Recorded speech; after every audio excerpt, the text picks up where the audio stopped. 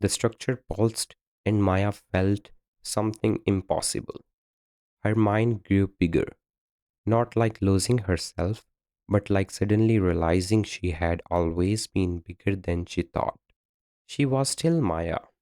She could feel beer in her hands and hear her own heartbeat. But she was also more. She could feel the collective, not as something outside of oneself, but as an extension of oneself. 47,000 different kinds of experience were flowing through her mind.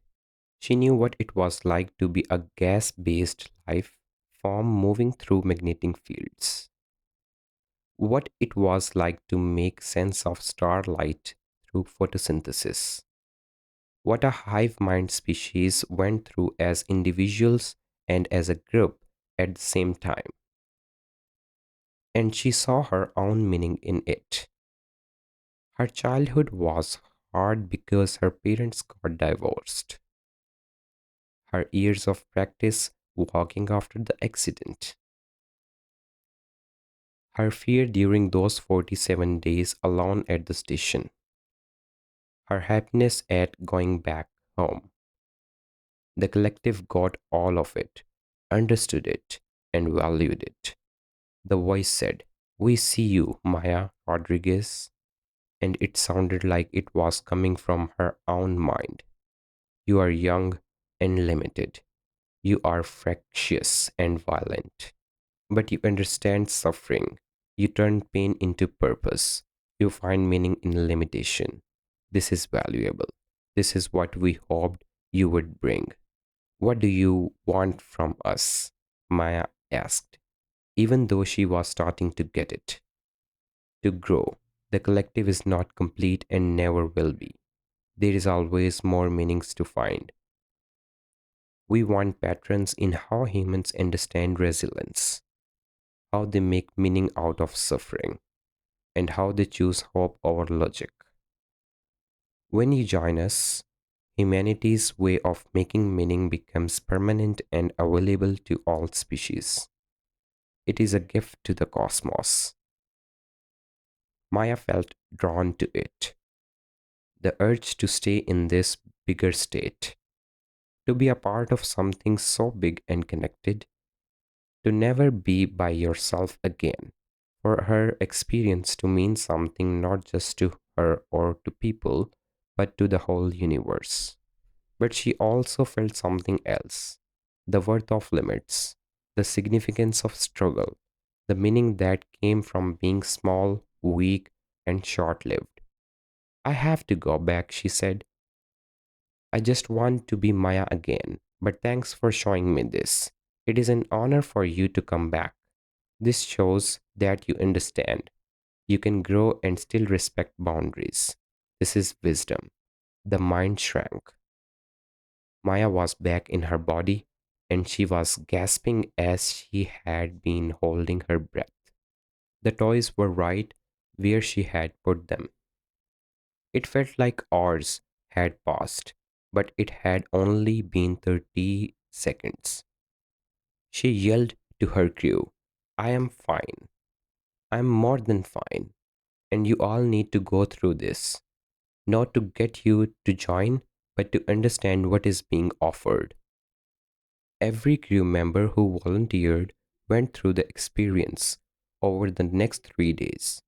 They all came back different, not broken or lost, but grown. They had touched something big and come back with a new understanding. It's like the collective is a library and we got to read every book at once.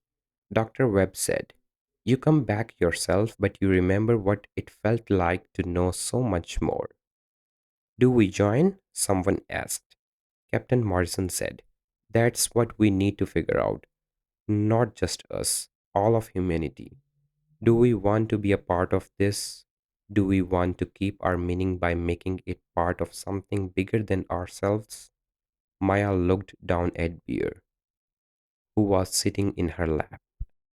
She would brought him across light years, used him to run technology that shouldn't walk, brought him into direct contact with the consciousness of the universe.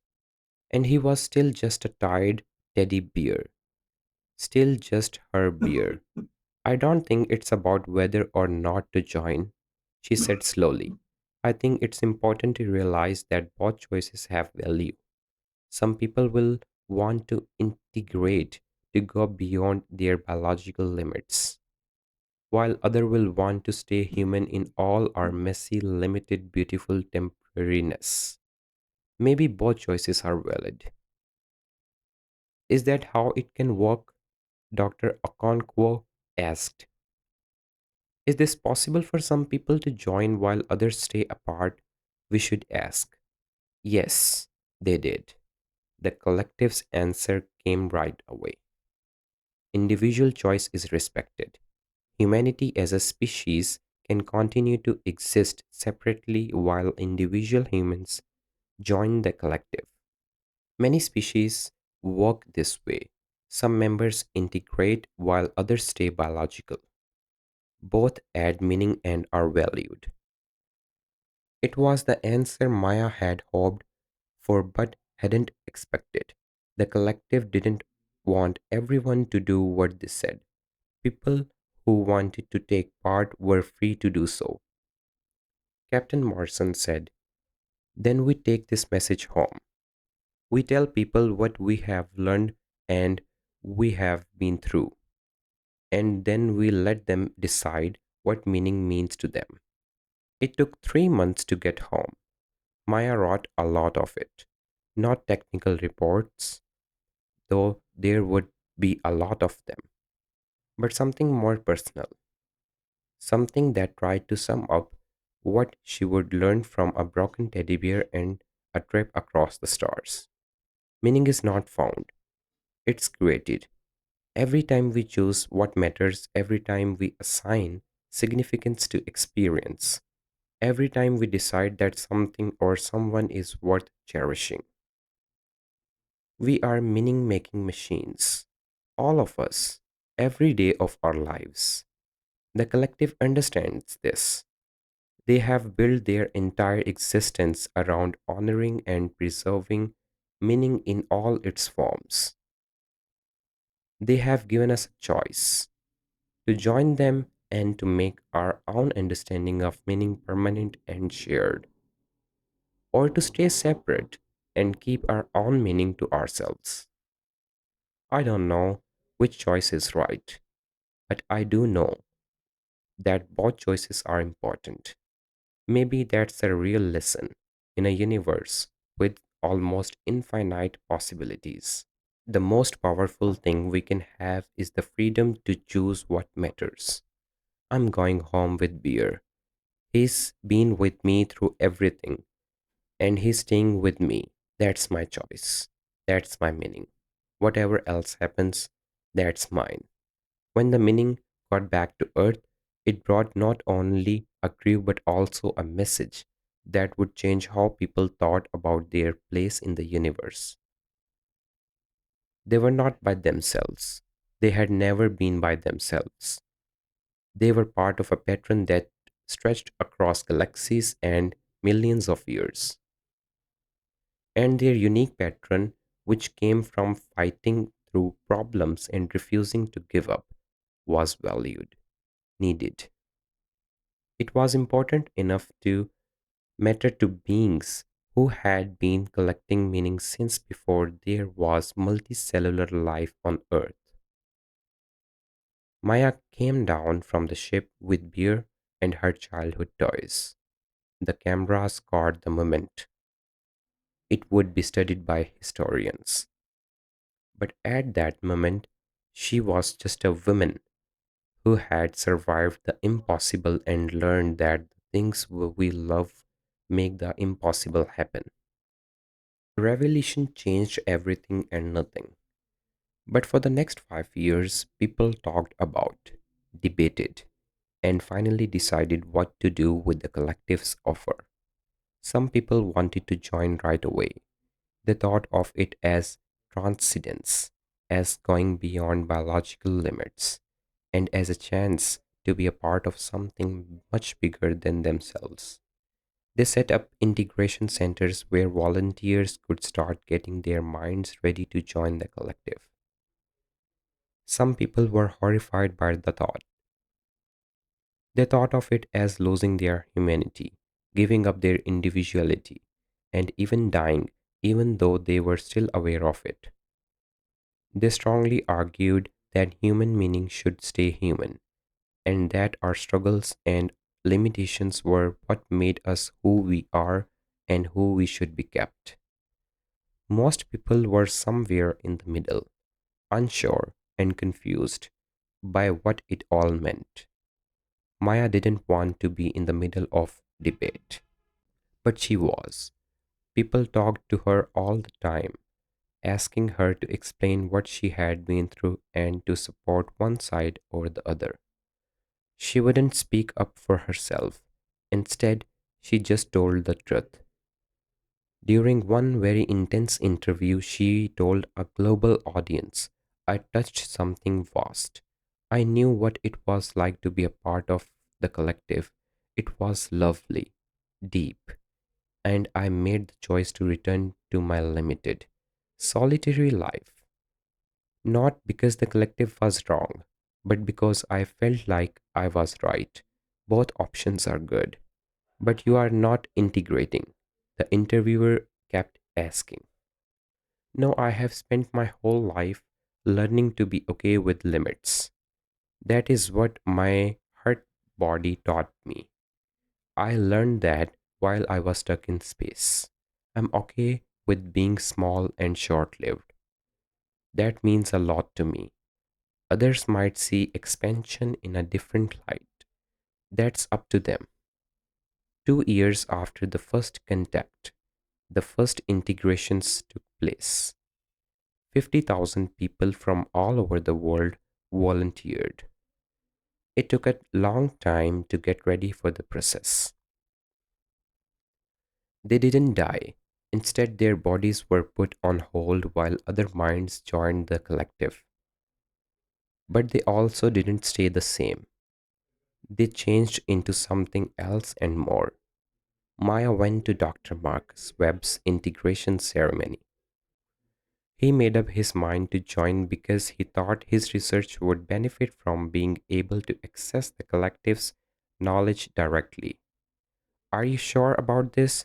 Maya asked him the night before. Yes, I am. For most of my career, I have been studying consciousness and meaning. This is a chance to see it on a scale that no one has ever seen before.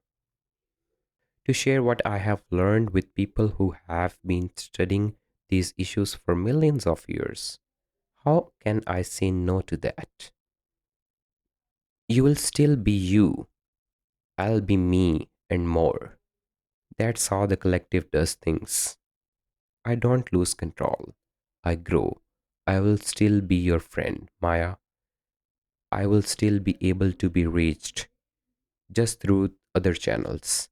Maya saw Dr. Webb go into the integration chamber the next day. He seemed calm, even excited.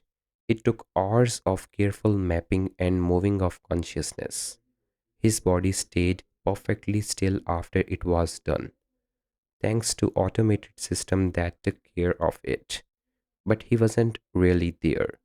Maya got a message that night through the collective's communication network. It came through as an idea instead of words, but she understood it to mean, I am here. It's amazing. I'm not sorry I did this. Thank you for being there for me through everything. She cried and smiled as she wrote back. Thank you for showing me that it's okay to make different choices. A pattern started to show up over the next few years. Some people joined the collective and found a higher level of existence. Others stayed individual and found meaning in their limits. Both groups lived together and added to the story of humanity. The technology kept getting better. Now that some people are part of collective, they have access to knowledge that would have taken hundreds of years to develop on their own. Breakthroughs in medicine, methods of restoring the environment, new kinds of art that mixed human creativity with a cosmic point of view. But there were also problems. Families had a hard time with members who fit in. It wasn't death, but it was a kind of loss. You could talk to loved ones who were integrated, but they were not the same. They were now part of something bigger. And even though they still saw things from their own point of view, their priorities changed. A woman told Maya at a support group for families of the integrated, "My sister integrated 6 months ago. They were worried about big issues that made small human problems seem small. We can still talk, but she's not really her anymore. She has her own point of view. She's worth 47,000 species. When I complain about my job, she understands, but she also knows that jobs are only temporary, but we need them to live. It's true, but it's not what I need from a sister." Maya heard a lot of stories that were similar. The integration program needed better ways to get help, better planning for families, better understanding of what was being gained and lost. She helped make new rules, counseling for families before they move in together, gradual transition periods during which integrated individuals could assist their loved ones in adapting, groups to help people who have lost loved ones. It wasn't perfect, but it did help. Maya also worked with the collective to set up what she called bridge positions. These were the people who had just joined the group but still had strong ties to their own lives and acted as translators between cosmic and human point of view. One of these bridges was Dr. Webb. He had been part of the group for 3 years, but he still had his own point of view that helped other people understand what the group was saying. The collective experiences time differently, he said in one meeting. They think in centuries, like we do in days. When they offer solutions to problems that people have, they often think of ways that will take generations to put into action. We need to help them understand that people need answers that work for their own lives. This back and forth made the conversation deeper. The collective learned how to talk to each other like people do. People learned to think about longer periods of time. Both sides changed.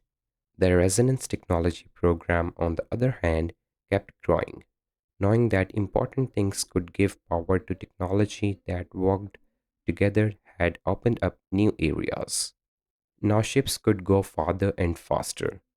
Communication was almost instant over long distances. Research station worked in parts of space that had never been reachable before. But Maya saw something that worried her. As more people got involved, fewer people gave away useful things. The lists of people who wanted to give things away were getting shorter. She found out why, when she looked into it, people were keeping their most important things in case they decided to join. They wanted to take their meaning with them into the collective. "We are running out of fuel," Maya told the program oversight committee. "Not because people don't have meaningful things, but because they are keeping them for possible integration." Someone asked, "Can we use things from people who are integrated?" "We have tried. When the owners of the objects combine, they lose their information signature. It's as if the meaning moves with the mind. Things go back to being just things." It was a problem with resources that no one saw coming. The technology that made first contact possible was being hurt by the very success of integration. Captain Morrison, who is now in charge of the Earth Collective Relations Department, came up with a solution. "We need to change how people think about culture. Make it clear that giving away important things before integration is also an important choice. That technology that helps people is a real legacy." Part of the campaign worked. Some people started giving before integration, thinking it was their last gift to their biological life, but not enough. The program began to limit the use of activated technology, putting the most important systems first. In a way, Maya was back at the beginning, looking for answers to tech problems that seemed to have been fixed. It had been 20 years since she was rescued, and she was now 57. Her body kept getting older and having more problems. She used a cane all the time to walk. Her long term pain had gotten worse. People had suggested integration to her many times as a way to help her physical health. Every time she said no. Why stay in a body that's failing? Her doctor asked her during a checkup. Integration would end your pain. You would keep all of your memories and be able to see things from new angles that could help you understand suffering on a cosmic level. Because my body is not failing, it's getting older. That's not the same. And my pain isn't something I want to get away from. It's data. It's a reminder that I am a living, breathing person. I don't want to go beyond that. I want to live it to the fullest. But she knew why other people made different choices, especially since people were about to face a new crisis: the damage to the environment on Earth, which had been building up for hundreds of years of industrial civilization, was reaching dangerous levels. Climate failure, ecosystem breakdowns, lack of resources. The collective had answers, but they needed time frames that people found hard to deal with. Terraforming technology that would take 200 years to fix the atmosphere on Earth. Biological changes that would take 10 generations to fully take effect. More people started to join, seeing it as a way to get away from a dying world. The number of people who integrated went from thousands a year to millions. As the environment got worse, more and more people on Earth were moving into collective consciousness, leaving behind their biological lives. Maya felt a mix of emotions as she watched this exodus. She got why it was appealing. Why put up with the end of the world when you could become something big and lasting? But she was also sad. Future generations couldn't choose each integration. If too many people joined together, there wouldn't be enough biological humanity left to keep culture alive, raise kids, and pass on traditions. We are not going to die out, Dr. Webb said. We are changing. There is no end to humanity. It's changing. But what about the people who want to stay human? Maya said. What about the kids who deserve to grow up in bodies with all the messiness and beauty that comes with it? We are making choices that will affect people who haven't been born yet. Then help us find balance. You are one of the few people both groups trust. Close the gap. That meant Maya had to take on a new job, a negotiator between biological and integrated humanity. Advocate for keeping both paths open. Voice for people who wanted to stay small and those who wanted to grow. She was worn out. Her body always hurt. She used a wheelchair on and off with her cane. She saw friends and family get older and die as they got older. Every day she felt the weight of the responsibility for starting this whole chain of events. But she kept going because that's what people did. They kept going. They dealt with impossible situations and found ways to move forward. They found meaning in their limitations and purpose in their pain.